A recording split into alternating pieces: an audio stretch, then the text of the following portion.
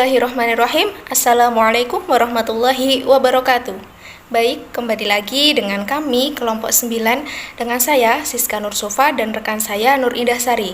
Baik, pada kesempatan kali ini kami akan menerangkan mengenai alat peraga yang digunakan dalam pembelajaran fikih di MI ataupun SD. Nah, apa sih yang dimaksud dengan alat peraga itu? Alat peraga adalah suatu sarana yang digunakan untuk menunjang terlaksananya kegiatan pembelajaran atau pendidikan dengan baik sesuai dengan rencana kegiatan pembelajaran yang telah disusun. Nah, di sini ada beberapa pendapat dari ahli mengenai tentang alat peraga itu sendiri. Nah, di sini menurut Julia Claus, beliau mendefinisikan alat peraga adalah alat-alat yang digunakan untuk membantu peserta didik dalam kegiatan pembelajaran agar kegiatan pembelajaran tersebut dapat terlaksana dengan baik dan benar.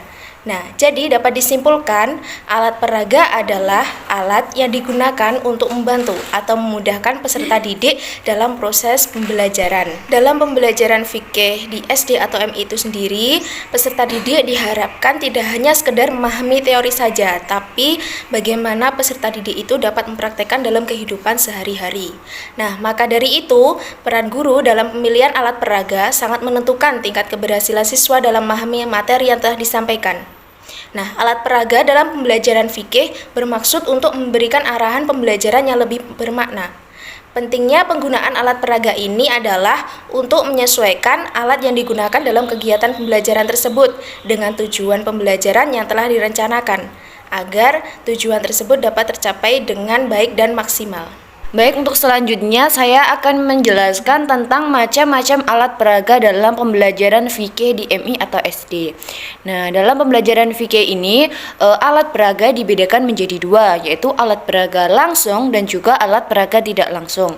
Untuk alat peraga langsung itu pendidik menerangkan dengan menunjukkan benda yang sesungguhnya. Misalnya benda itu dibawa di dalam kelas atau anak diajak keluar untuk melihat benda tersebut. Untuk alat peraga tidak langsung yaitu pendidik mengadakan penggantian terhadap benda sesungguhnya, misalnya seperti benda tiruan, miniatur, film, slide, foto, gambar, sketsa, dan lain sebagainya.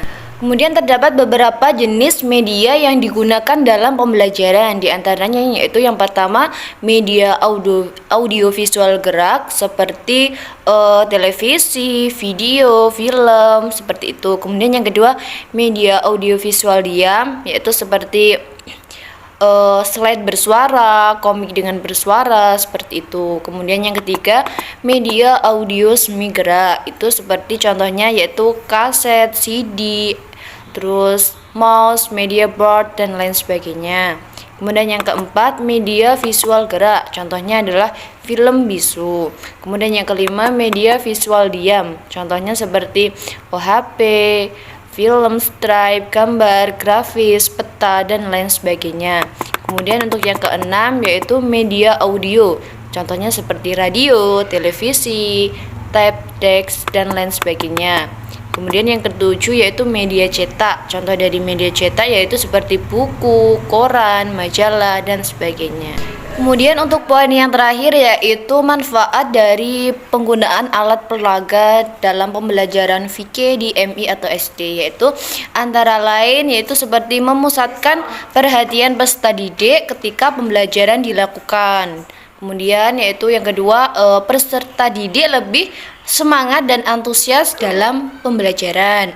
Kemudian yang ketiga, dapat mempermudah penguasaan materi.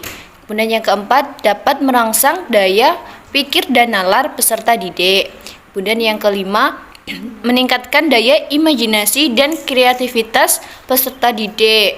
Mungkin cukup sekian presentasi yang dapat disampaikan oleh kelompok 9. Ada kurang lebihnya kami mohon maaf. Akhiru kalam billahi taufiq walhidayah waridha wal inayah. Assalamualaikum warahmatullahi wabarakatuh.